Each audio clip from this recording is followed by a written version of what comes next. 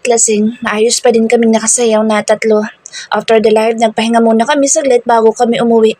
Hinatid ako ni Sonny, kasama niya ang kanyang driver. Sunundo naman si Zion ang driver nila. Hindi na ako nagpasundo pa sa driver.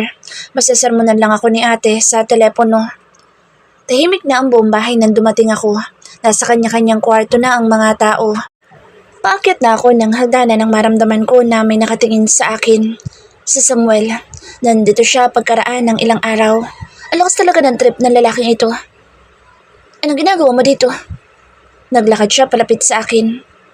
Pumapayag na ako. Napakurap ako. Sinasabi mo? Oh, that FUBO thing. Siguro ang sinasabi niya. Ilang araw na lumipas. Sorry, pero expired ng offer ko sa'yo. What? Ilang araw pa lang naman na nakalipas ah. May expiration ng offer ko. One-time offer lang iyon. Kumalukip-kip ako. Maybe, you should consider? Nagpakit pa ang walang hiya. Tinasan ko siya ng kilay. Please? Kinurap niya ang kanyang mga mata kaya umingos ako.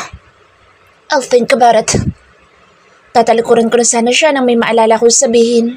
Ilang beses na niyang ginawa ito sa akin. Nakakairita. Bakit pa pagkatapos mo kong paniwalain na tumigil ka na? Saka ka biglang susulpot. Bulalas ko dahil sa inis sa kanya. Ngunit nagawa pa niyang umiti ng pagkatamis-tamis. Nagpapamiss lang naman ako. Kaso mukhang hindi mo mala ako namimiss. Pinapahirapan ko lang ang sarili ko. Nagkamot siya ng kanyang batok. Iiling-iling ako at napairap na lang talaga sa inis. Ang sabihin mo, bored ka kaya pinagtitripan mo na naman ako. Umuwi ka na, matutulog na ako. Pagtataboy ko sa kanya dahil nakakairita siya. I'll wait for your answer tomorrow morning. At may pa-deadline ka pa? Ikaw ba masusunod dito? Namewang ako at askilay siyang tiningnan. Ngumisi siya. Hindi. Ikaw. Good. Good night, Kylie. Sana'y mapanaginipan mo ako. Kinamot ko ang aking kilay gamit ang aking middle finger na siyang tinawanan lang naman niya. So, napag-isipan mo na pala agad? Nagtangka siya lalapit ng pandilatan ko siya ng aking mga mata. Hoy, hindi pa no? Tsupin na. Tumatawa itong umiwas nang batuhin ko siya nang nadampot ko sa loob ng aking duffel bag. Goodbye, I love you. Lumabas na siya ng bahay.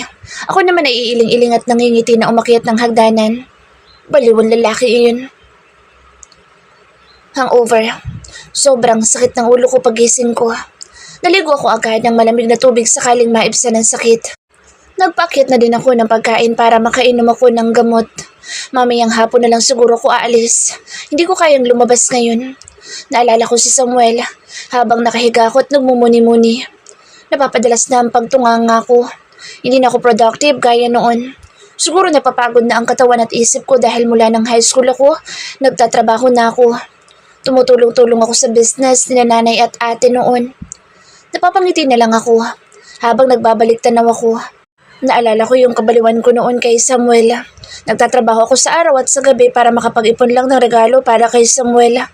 Ang tanga ko talaga noon na hindi man lang niya na-appreciate ang mga ginawa ko sa kanya. Ba't ba napupunta na naman ako sa pagdadrama? Speaking of Samuel, i-unblock ko na muna siya. Masyadong childish ang i-block siya. Parang ang bitter ko pa din sa part na iyon. Unblock na. Okay na. Mukhang hindi busy lalaki dahil in-add friend niya agad ako. In-accept ko naman ito pagkaraan ng 5 minuto. At nang mag-chat siya, agad ako nag-reply. Sobrang bored ko naman kaya pagtsatsagaan ko na lang muna siyang i-chat. You unblocked me. Does this mean you finally made up your mind? Excited much? Hindi pa. In-unblock lang kita dahil wala akong makausap. Oh, I'm flattered that I'm your first option now. Ngayon lang to. Hasa ka naman. Nakanguso kong reply. Kailan ka magdedesisyon? Tigang yun? Titingnan ko pa. At hindi din sure kung kaya kong i-consider dahil expired ng offer. What? You said you'll think about it. Yun nga. Reply ko. Pero sige. Pwede tayo mag-trial muna. What do you mean? Trial? Magdadepende sa performance mo kung papayag ako na maging FUBO tayo o hindi. May natanggap ako mga emails kaya binitawan ko na muna ang cellphone ko. Nag-reply ako at inabot ito ng 2 oras bago ko natapos sagutan lahat ng emails. Ang dami ko na din palang nasa spam na importante mga emails sa 3 SSS address ko. May email pa galing kay Sandro, yung anak ng fan na book kung umorder. Inaaya ko na lalaki sa anniversary celebration ng kanyang business. The party was 3 days ago. Hindi ko nakita. Pupunta pa man din sana ako bilang suporta na din sa mga fan na nakasuporta at nagmamahal sa akin. Nag-reply ako upang makahingi ng paumanhin. Sana hindi sumama ang loob niya lalo na ang kanyang mommy. Uminom ako ng malamig na tubig bago ako bumalik sa paghiga. Ang dami ng chats ni Samuel. Tinatamad akong basahin ng iba. What are you doing? Chat ko sa kanya. Mukhang busy na siya dahil 5 minuto na lumipas pero hindi pa din siya nag-reply. Nag-browse tala ako sa internet hanggang sa makarating ako sa isang porn site dahil may naklik akong link. I watched some video clips for how many minutes and all of a sudden, I was feeling naughty and horny. What the hell? Sakto din nag-chat si Samuel. Reviewing some documents. Himala, na busy ka dyan? Yeah? Dad took a day off today. Buti naman, hindi yung ginawa na niyang tambayan dito sa bahay. What are you doing? Tanong niya na hindi ko agad na-replyan dahil nasa kainitan na ako ng pinapanood ko. Parang sarap. Hindi nakakadiring panoorin. Shit, bigla pa siyang tumawag. Hindi ko sana sasagutin ngunit naalala ko yung usapan namin kanina lang. Hello? Sagot ko sa tawag niya sa paos na boses. What are you doing? Shit, ang hot ng boses niya sa cellphone. Napapikit ako. Wala akong suot na bra ngayon dahil nandito lang naman ako sa aking kwarto. Are you okay? Yeah. Nanginginig ang aking boses. Kayla. I'm touching myself. Napangisi ako nang marinig ko ang pagmumura niya sa kabilang linya. Mas lalo lang ako na turn on dahil doon. You're kidding me, right? Wanna see it? Naka-audio call lang siya kaya inan ko ang video. Matagal bago niya ito sinagot. Parang pinag-isipan pa niya nang maigi whether sasagutin niya o hindi. Kita ko ang mukha niyang seryoso mula sa kabilang linya. Napangisi ako. Inangat ko ang suot kong oversized shirt saka ko pinakita sa kanya. Habang kagat kong aking labi. Napamura siya at napaiwas pa ko noon ng tingin. Mapagpanggap. Binalik niya ang mga mata sa screen. Ang mga mata ay seryoso habang ang mga labi naman ay awang. Samuel, touch yourself too. Are you damn serious? Yes. Is this part of the trial? Yes. Hindi siya sumagot. Tumayo siya at naglakad. Mukhang inilak muna niya ang pintuan. Diba? Ayaw-ayaw pa. Game naman siya. Hindi ko na hiniling pa na makita ang kanya. Baka kasi matakam lang ako sa kanya. Hindi pa ako ready sa bagay na iyon kahit na nauna ko na siyang ofera na maging fubo kami. Well, sometimes, impulsive talaga ako. Hindi nag-iisip. Nakapikit ang mga mata niya. Hinihingal. Medyo magalaw dahil sa kanyang ginagawa. Sobrang sexy niyang pagmasdan. Parang gusto ko tuloy siyang puntahan lalo't nag-iinit na din ang aking katawan. Shit. Mahina at sexy niyang mura habang patuloy siya sa kanyang ginagawa. Kainis, kinikilabutan ako. Tom, pinatay ko ang tawag sabay takbo papuntang banyo para umihi. Bahala ka dyan, Samuel. Hindi na muna ako nag-open ng aking messenger upang iwasan si Samuel. Kung kanina bagot na bagot ako, ngayon naman parang bigla akong nabuhayan. Para bang nakabuti pa sa akin yung nangyari kanina. Napapakagat labi at pigil na tawa na lang ako kapag naalala ko yung nangyari. Nahihiya na lang ako sa aking sariling kalokohan. Pero in fairness, nag-enjoy ako kahit na hindi natapos. Kahit hindi siya yung SOP na as in na SOP. Ano kayang iniisip ngayon ni Samuel? Malamang naiinis iyon sa ginawa kong pagpatay ng tawag. Did he finish it? Malamang, kasi sasakit ang puso niya kapag hindi. Natapos kong ayusin ang schedule ko for 1 week. May new business ideas and content ideas din akong ginawa for the future, if ever na maging smooth na ulit ang takbo ng lahat. Padilim na nang maisipan kong bumaba. I haven't anything during lunch and merienda time, kaya medyo kumakalam ng aking tiyan. Iinom lang ako ng milk and 1 piece of cookies dahil in an hour, kakain na ng dinner. Para lang hindi sumakit ang tiyan ko. Nasa kusina din sina ate at ang mga bata. Kumakain na ang mga ito. Mukhang kagigising lang din nila. Nagnap kasi sila pagka-uwi nila galing school. Nagkukwentuhan ng mga batang lalaki tungkol sa kanilang kaklase na may crush daw. Nagkatinginan kami ni ate sabay iling. Wala naman siyang imik. Hindi naman lahat ng sinasabi ng bata ay kailangang may sasabihin ka o kaya kinokontra mo. Parte na ito ng kanilang pagkabata. 1 month lang sila. Nangingiti ako habang nakikinig lang. Tapos nag-kiss pa sila. Tumikim si ate. Pinipigilan ang sarili na magsalita. He kissed her on her cheeks. Finish your food. Sabi ni ate kaya nagsubo muna ang mga ito. Habang nakapangalumbaba sa top counter, biglang sinalakay ng pamilyang napabango ang aking ilong. What the? Hindi ako makatingin sa kinatatayuan ng lalaki. Nakatayo siya malapit sa hamba ng pintuan at mukhang tinititigan niya ako. Hindi ako tumingin sa kanyang reaksyon dahil baka makita niya ang bahagyang pamumula sa aking pisngi. Tito Samuel!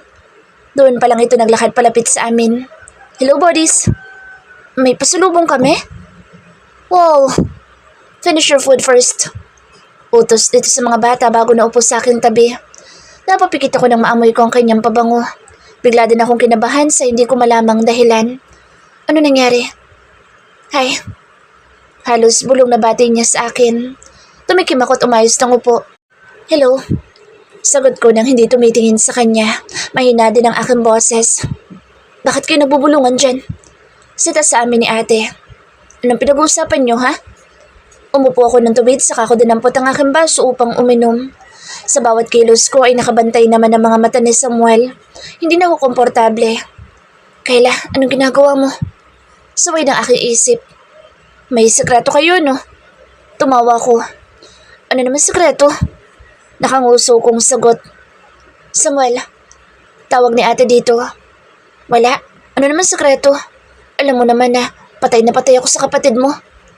Nagtaas ng kilay si ate. Malay ko ba kung nagkakaunawa na pala kayo? Walang ganoon. Agad ko sagot. Ang lakas naman ng pangamoy ng kapatid ko. Malapit na. Sagot naman ni Samuel. Kaya magtsatsaga pa ako, lalo. Iiling-iling naman nang umiti si ate. Tapos nang kumain ng mga bata kaya niligpit na niya mga pinagkainan. Tulog si Mariel kaya siya nag-aasikaso sa 3 ngayon. Bumaba ang mga bata at agad na kinuha ang mga paper bag na nakapatong sa chair. May mga pangalan ng bawat paper bag. 4 yun at hindi ko alam kung para kanino ang isa dahil iniwan ito ng mga bata. Tumakbo na sila pero muling bumalik upang magpasalamat kay Samuel. Akmang bababa na din ako nang hawakan ni Samuel ang braso ko para pigilan ako. Alanganin akong tumingin sa kanya at mukhang nahalata niya iyon. Nginisian niya ako. So, you're back on your senses now, huh? Mapang-uyam niyang sabi. You left me hanging. Alam mo ba yun? Nakagat kong aking labi. Ang aking muka ay nakatingin sa baso na sa aking tapat. Nang tumikim sa ate ay napakaslot ako. Ano yan, ha? Samuel? Tila paalala niyang tawag sa pangalan ng lalaki. Ngumiti lang si Samuel sa kanya. Lumabas na si ate at kami na lang ni Samuel ang naiwan dito. Mula sa pagkakahawak sa aking braso ay lumipat ang kamay niya sa aking mga daliri. Pinagsalikop niya ang aming daliri. Sa pilitan, ayaw niyang bitawan ang kamay ko kahit pa hinihila ko ito. Bawal din ang holding hands kahit trial? Oo. Nautal ko sagot. Ngumisi siya. Nagpalipas pa muna siya na ilang segundo bago bitawan ang aking kamay. So, hindi ko pa din siya tinitingnan. Ewan ko din sa sarili ko kung bakit ako nagkakaganito. I bought you something. Tumango ako. Nang pinisil niya, ang aking pisngi ay doon pala ako bumalik sa aking sarili. Masama ko siyang tiningnan. Ano ba? Nagsukatan kami ng tingin. Ako na nakasimangot habang siya naman ay may nananansyang ngiti sa labi na abot hanggang mga mata. Nakikita mo to? Ipinakita niya ang kanyang kamay. Natawa naman ako. Oo. Nadagdagan na naman ang kalyo dahil sa'yo. Nagtawanan kami. Na naman? So, ilang beses ka na nagmariang palad habang ini-imagine mo ako? Hindi ko na mabilang. Weh, at kailan ka naman nagsimulang pag-imaginean ako? Secret. Paglalaruan mo lang ako lalo kapag nalaman mo. Sus! Bumaba na ako sa aking upuan. Naligpit ko ang baso at platito na ginamit ko. Nakabuntot naman sa akin ng lalaki. Tumayo pa ito sa aking likuran habang naguhugas ako sa lababo. Ang kanyang hiningay sinasadya niyang tumama sa aking batok. Nakataas ang aking buhok kaya naman lantad ang aking leeg at batok. Your neck is so sexy. Tumama ang mainit niyang hininga habang sinasabi ang mga katagang ito sa sexy na paraan. Ay naku Samuel, huwag mo akong inaakit. Ako pa din na masusunod saka nasa trial pa din tayo. Trial? Kailan pala magsisimula yung pagiging... Ouch! Namilipit siya sa sakit nang tadyakan ko siya. Parating si nanay. Mabuti na lang at nakita ko sa may salamin sa aking harapan. Hindi niya pwedeng malaman ang status namin ni Samuel. Hindi niya kami pwedeng makita na ganito. Mukhang napansin naman ni Samuel si nanay kaya mabilis siyang lumayo sa akin. Lumapit siya kay nanay upang magmano. Nandito ka pala. Opo, nay. Dinalo ko po si Kyla. Ngumiti si nanay. Dito ka na din magapunan. Sige po, salamat.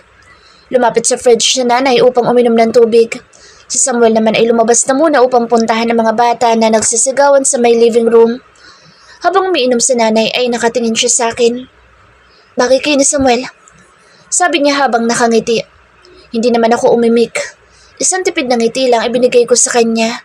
Kung dati ay nakaangil ako agad kapag topic na niya si Samuel, ngayon tinatamad na akong kumontra. Siguro dahil attracted ako sa lalaki at dahil na din sa sekretong relasyon namin. Relasyon? We're not a thing. Wala kaming relasyon. Speaking of sekretong relasyon o ano man ang tawag doon, kailangan ko makausap si Samuel. Wala siyang ibang pwedeng pagsabihan ng anumang nagaganap sa amin. Kahit kay Sonny ay hindi ko din sasabihin. Gusto ko lang mag-ingat. I have this feeling na baka magsasawa din kami ni Samuel sa isa't isa. Well, ako? Sure ako na mapagsasawaan ko din ito. Ewan ko lang sa kanya. Tumabi ako kay Samuel para makausap siya. Sila lang ng mga bata ang nandito kaya pwede ko siyang kausapin. Malambing ang kanyang mga mata na tumingin sa akin. Wala kang pwedeng pagsabihan ng ginagawa o usapan natin. Bilin ko sa kanya habang pinanliliitan ko siya ng mga mata. Okay. Nasaan yung gift ko sa'yo? Buti pinaalala niya. Hindi ko pala nakuha sa counter. Binalikan ko ito bago ako umakyat sa aking kwarto. Itatabi ko muna sana kaso na-excite ako at hindi na nakapaghintay. Nilabas ko mula sa paper bag ang 2 box. Medyo mabigat ang isa. Ano naman kaya laman nito?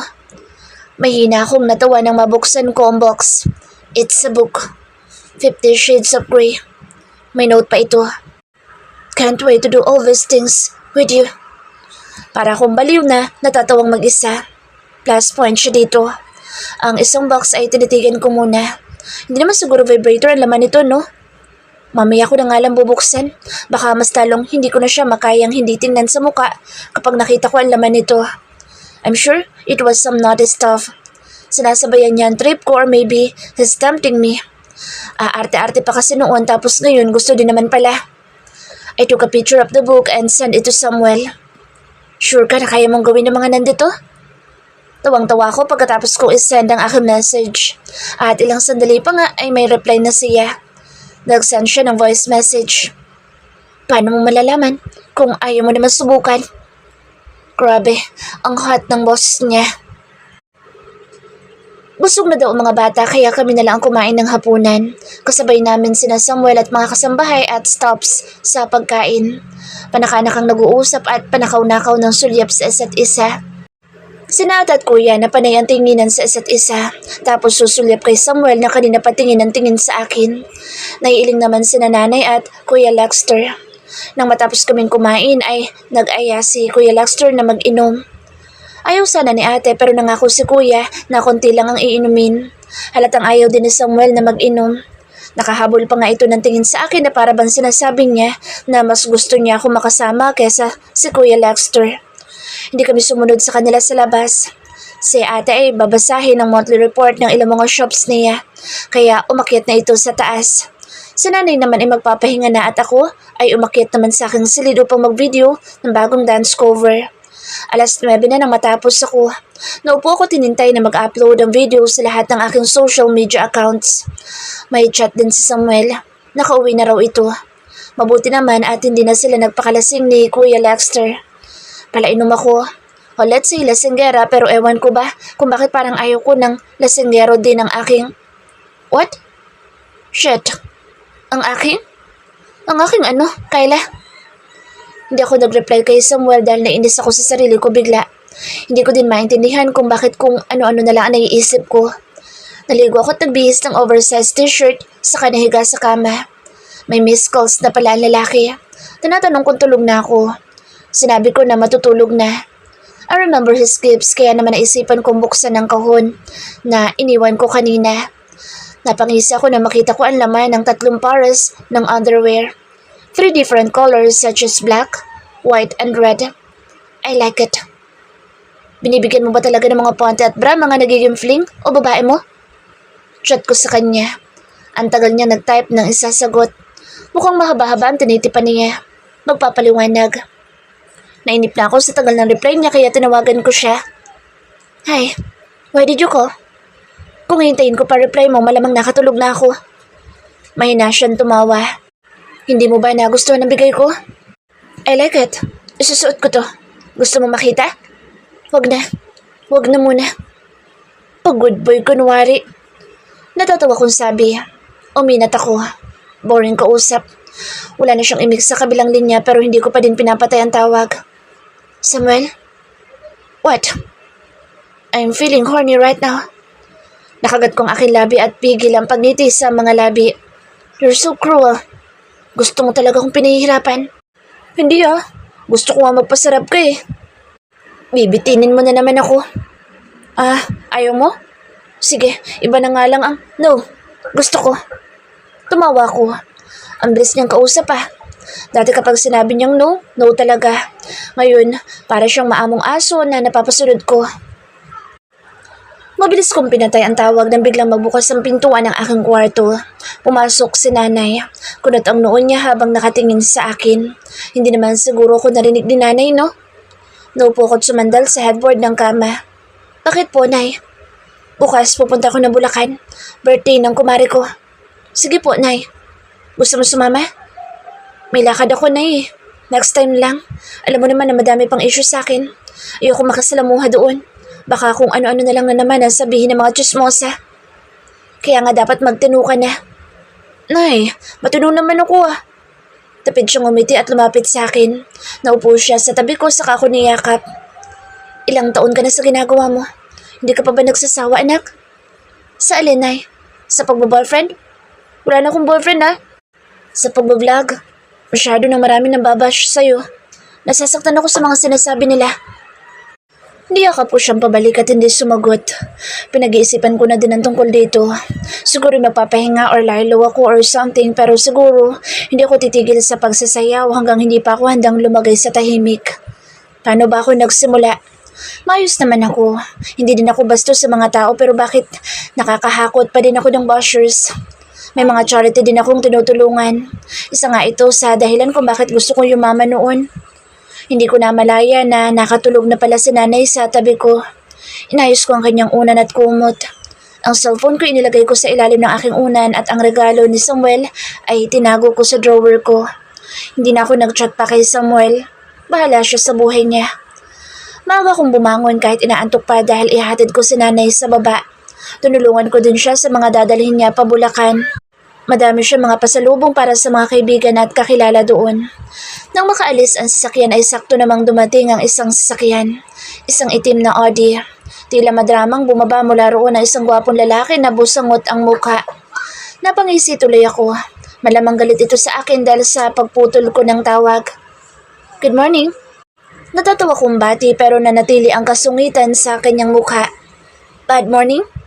Nakangisi kong tanong na ikinabusangot lang niya lalo. Sungit naman. Gustong gusto mo talaga akong pinaglalaruan. Ngumiti lang ako. Ikaw lang ba ang marunong maglaro? Siyempre ako din. Nagkaroon ng munting ngiti sa kanyang mga labi. Inisang hakbang niya ako sabay lapit sa aking bawang. Pinatakan niya ako ng halik sa gilid ng aking tenga. Good morning, my sweet liltis.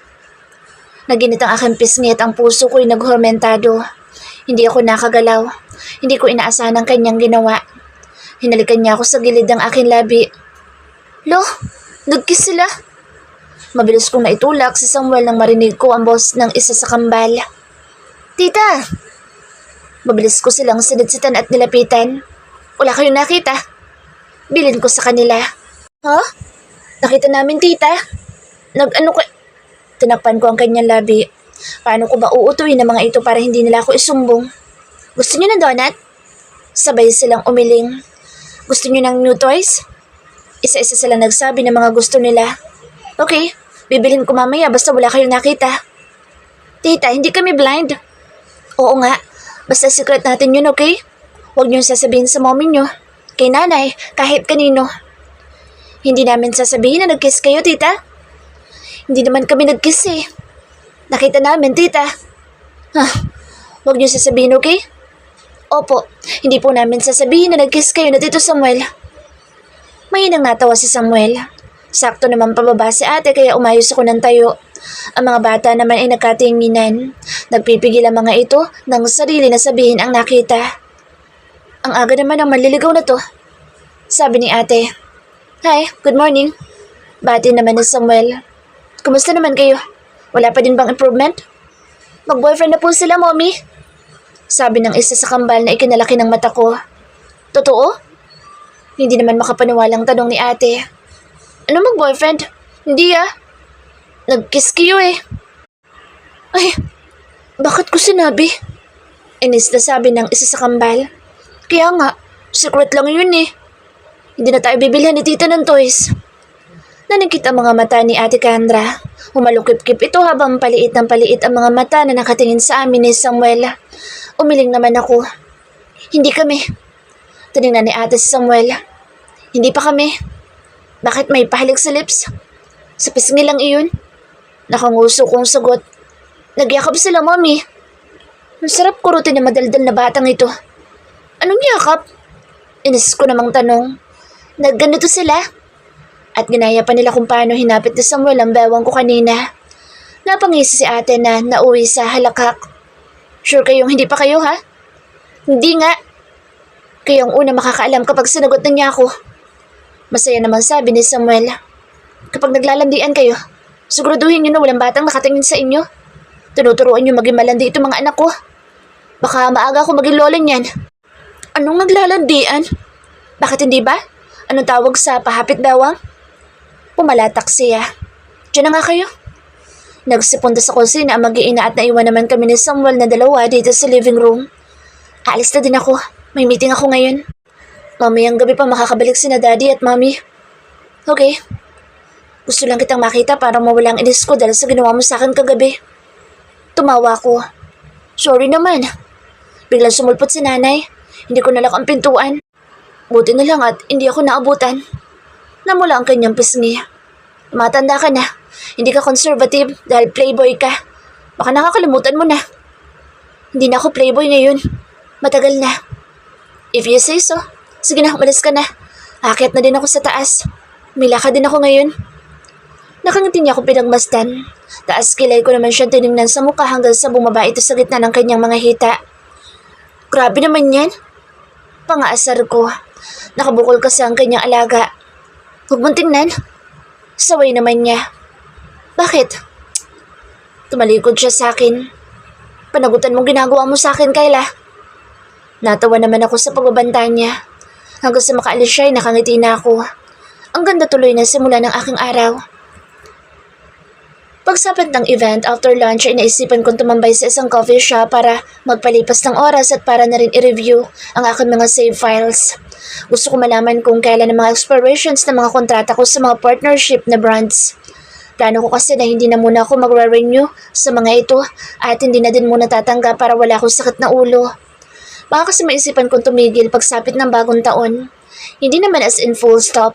I just wanted a few months for myself to relax and rest. Hindi lang kasi mawala sa isip ko ang sinabi ni ate kanina. Tinanong niya kung ilang taon na akong stress, pagod at kulang sa tulog dahil sa mga ginagawa ko. Nabanggit din niya na nakaka-apekto daw ang sobrang stress sa fertility ng babae. Sinasabi ko na takot pa ako magkaanak sa edad kong ito pero may plano naman ako in the future kapag kinasal na ako sa taong nakalaan para sa akin. Inilista ko ang mga expiration ng mga contracts ko. Sa sobrang dami, inabot na ako ng alas 5 ng hapon dito. Nakailang order tuloy ako ng kape, tea at donuts. Hindi ko naman kinain ng mga donuts. Plano kong iuwi na lang ang mga ito sa mga bata. Gusto nila ito. Sobrang dami ng messages ni Samuel. May 2 din siyang missed calls.